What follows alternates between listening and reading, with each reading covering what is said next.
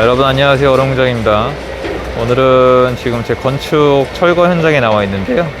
철거가 좀 늦어지긴 했는데 이제 시작을 해가지고 건물이 이제 보시다시피 산산조각이 나고 있습니다. 민원이 또 있어가지고 그 부분도 해결을 했죠. 근데 민원을 해결하는 방법은 사실 해보시면은 하나밖에 없습니다. 요구하는 게 사실상 하나밖에 없기 때문인데요. 어쨌건 지금 도로를 막아놓고 철거가 한창 중이고요. 시공사 계약을 했고 이제 바로 착공을 들어가서 수개월 내에 완공을 할 예정입니다. 이렇게 하고 있는데, 여러분이 지금 건축을 함에 있어서 건축하면은 이제 10년 늙는다, 힘들다라는 얘기를 많이 하시잖아요. 저도 예전에 그런 줄 알았고, 그리고 실제로 건축하다가 10년 늙는 분들이 당연히 진짜 존재합니다. 당연히 있는데요. 그거에 대해서 제가 좀 간략히 말씀을 드릴게요. 제가 건축 현장에서 몇 번에 나눠서 지금 영상을 찍었고, 이 현장 외에 다른 현장도 보여드렸는데요. 건축은 많은 분들이 생각하시는 게 시공사 생각을 많이 하시는 것 같아요. 시공. 저 철거업체는 다른 데예요. 당연히 비계업체도 다른 데고, 이렇게 철거 따로 비계 치는 업체 따로 전부 다 시공사랑 계약을 하면 하도급을 쓰겠죠. 근데 이거를 생각하시면은 복잡하지 않으세요? 저도 예전에 건축을 하기 전에 가장 망설였던 이유가 복잡하기 때문이거든요. 복잡하다는 이유로 그만하기에는 사실은 좀 아쉬운 면이 있어요, 분명히. 그래서 여러분한테 모든 말씀을 드리고자 해요, 저는. 이 건축을 하는 첫 번째 이유는 좀 되게 너무 미화시키고 많이 좋게 얘기하면은 누군가에게 거주 공간을 이제 제공하기 위해서라고 할 수가 있겠죠. 그리고 누군가에게 거주 공간을 제공하는 방법, 그걸 통해서 내 수익을 올리는 거죠. 왜냐면 돈이 안 되고 돈이 감당이 안 되면 건축을 할 수가 없어요. 중간에 멈춰버리거나 땅만 사놓고 끝나버리거나 아니면 망하는 수가 있거나 집이 텅텅 비는 수가 있습니다. 여기는 보면은 일단 당연히 수요가 있겠죠. 자, 그러면 건축을 들어갔다고 쳐요. 건축을 들어가게 되면은 일단은 여러분이 이게 되게 우습게 들릴 수도 있는데 단순화 시켜야 돼요. 여러분이 건축을 하게 되면은 여러분이 맡는 일은 뭐죠? 거기서 일하시는 분들도 계시잖아요. 포크레인 기사님 있고, 저기 지게차 기사님 계시고, 여기 인부 선생님들 계시잖아요. 저분들의 역할은 여러분이랑 상관이 없죠. 근데 여러분들이 이런 걱정들을 많이 해요. 저 사람들이 일을 제대로 안 해서 건물이 이상하게 지어지는 거 아닐까? 포크레인 비용을 바가지를 쓰는 게 아닐까? 이런 생각까지 하시면은 건축을 못해요. 할 수가 없어요. 건축은 정말 그냥 아웃소싱의 끝판왕이라고 생각하시면 돼요. 내가 아는 만큼 아웃소싱 비용을 아낄 수도 있습니다. 있는데 그것도 마음대로 안 돼요. 좀 운이 되게 중요한 것 같습니다. 여러분이 하는 역할은 일단은 어디에 집을 지을지 정해서 땅을 산 다음에 어떤 집을 지을지 결정을 한 다음에 설계사무소에서 설계 도면을 뜬 다음에 내가 원하는 행정 절차를 거친 다음에 시공사를 찾아서 계약을 한 다음에 다 지은 다음에 허가를 받고 그거를 매도하거나 빌려주거나 결정만 하면 됩니다. 지금 제가 얘기한 과정은 생각보다 어렵지가 않죠. 그래서 사실 10년 늙는다는 얘기를 하기에는 좀 단순한 작업이긴 해요. 철거 현장 소리가 좀 들어갈 텐데 양해 좀 부탁드릴게요. 그냥 제가 현장에 나온 김에 찍고 있는 거여가지고 저게 빨리 끝나야 됩니다. 왜냐면은 은행에서 저희가 이제 땅을 살 때 땅 위에 건물이 있잖아요. 많은 분들이 이것도 물어보세요. 땅 위에 건물이 있는데 그거 사면은 법인 같은 걸로 하면 12.4% 나오는 거 아니냐. 절차만 지키면 땅 사는 걸로 해줍니다. 그리고 은행에서도 대출을 해주고, 대신 은행에서 계속 연락 옵니다. 뭐라고 올까요? 빨리 철거하라고. 나는 너네 건축을 위한 토지를 사는데 대출을 해준 거기 때문에 위에 집이 있는 게 불안하다. 맞잖아요. 토지에 대해서 대출을 해주는데 위에 계속 건축물이 있으면 불안하잖아요. 계속 쪼여요. 저렇게 빨리 부셔야 되는데 이번에는 좀 절차가 좀 쉽지가 않아졌어요. 안 되는 건 아닌데 이게 광주에 붕괴 사건도 2번이나 있었고 해가지고, 그래서 좀 많이 꼼꼼하게 봅니다. 여기 행정하시는 분들도 마찬가지고. 저렇게 부시면 이제 그 다음에 짓는 거는 이제 다음 또 절차가 따로 남아 있겠죠. 여러분 보시면은 이 절차 같은 거를 볼 때 저런 세부적인 시공을 보시면 안 돼요. 여러분이 해야 되는 일은 뭐냐면은 땅 고르고 땅 싸게 산 다음에 시공사 비교해서 잘 고른 다음에 준공하고 서류 절차 맞으면 되는데, 이 모든 과정이 사실 해보시잖아요. 그럼 거의 다 아웃소싱을 씁니다. 내 손이 아니라 남의 손을 빌려 쓰는데, 제가 처음에 좀 이렇게 시도했던 방법은 뭐냐면은 사람을 통해서 도움을 받는 거예요.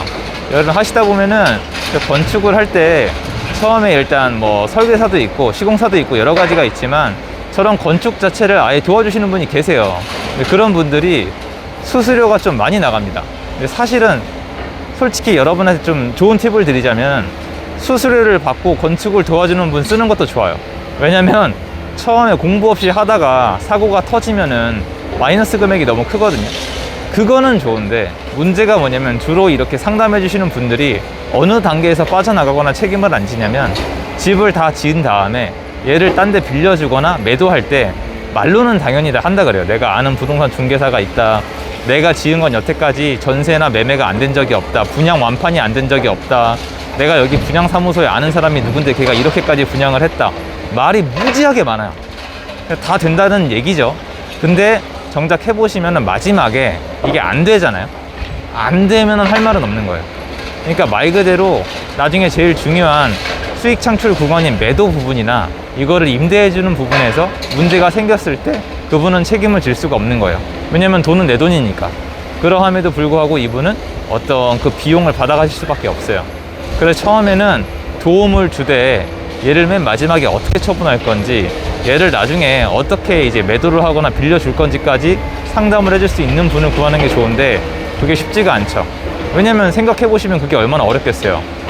어떻게 따지면 집을 살 때 좀 도와준 다음에 팔리는 것까지 도와주겠다는 건데 그게 쉽지가 않잖아요. 근데 찾아내셔야 돼요. 있습니다. 아니면은 그분이 설명하는 방식으로 얘가 저게 건축물이 다 지어진 다음에 처분이 될 수밖에 없다라는 느낌이 드셔야 돼요. 저는 그게 되게 중요하다고 생각을 합니다. 그러면은 처음에 이렇게 시도해 보시는 거예요. 처음에 일단 땅을 좀 골라요. 땅을 고를 때는 여러분 어려운 게 아니에요.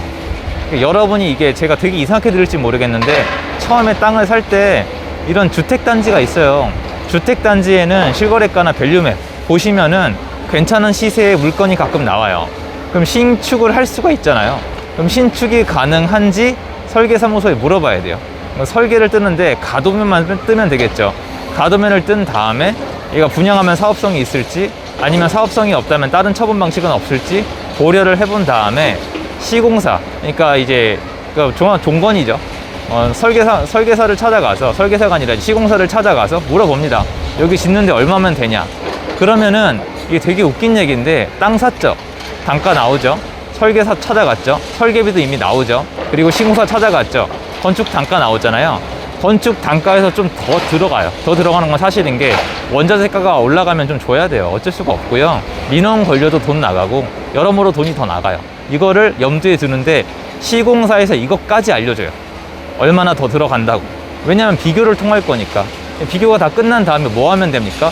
완공된 다음에 내가 이걸 얼마에 팔 수 있을지를 생각하시면 되니까 분양가를 생각하셔야 되는데 그게 분양팀이 또 동네에 또 있어요. 근데 이 분양팀은 시공사나 아니면 설계사에서 연락이 닿거나 인근의 현수막을 통해서 접속을 하시거나 아니면 인근에 마침 새로운 빌라가 지어진 게 있으면은 얼마에 분양했는지랑 들어가서 그 분양팀 다시 연락하시면 돼요. 이렇게 계산을 하시면은 처음에 땅 얼마, 설계비 얼마, 시공비 얼마, 플러스 알파, 그러니까 여비, 세금, 대출이자, 그다음 맨 마지막에 분양가를 다 더하시면은 계산이 나와요.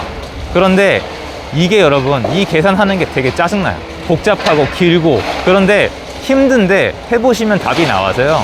여러분이 찐 마음 먹고 만약에 땅 알아보시면은 사실은 가능은 합니다. 근데 처음에 그 수익이 많지 않거나 좀 줄어들 가능성이 있는 거죠.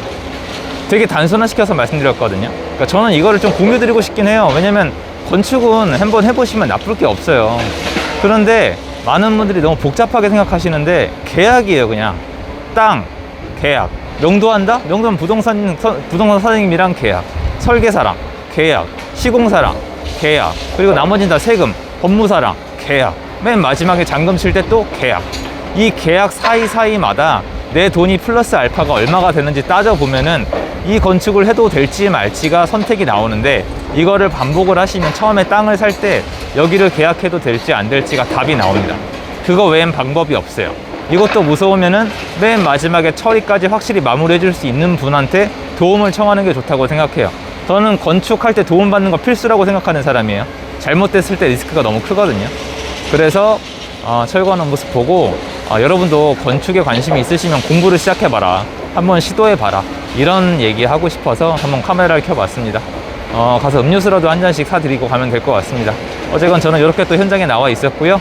여러분도 이제 주거형 아파트뿐만 아니라 빌라뿐만 아니라 재개발 재건축뿐만 아니라 뭔가 좀 건축, 저런 예를 들어 다세대나 다가구, 요 다음 건축으로는 아마 아파트가 될 것 같은데, 지금 땅 산 거는 그런 것까지 한 단계별로 올라가 보시면은 주택의 어떤 공급자로서 한 단계씩 위로 올라가는 거니까, 제가 옛날에 얘기했던 말 그대로 지금 실행을 하고 있는 거잖아요. 그러면 수익 구조가 좀 더 커지거나 좀 뭐 투명하게 보이지 않을까, 이런 기대를 해보고 있습니다. 그런 것들도 차차 해 나가면서 저도 성장해 나가면서 공유하도록 하겠습니다. 소음 죄송하고요. 어쨌건 현장에서 어른 공장이 전해드렸습니다. 들어가겠습니다. 감사합니다.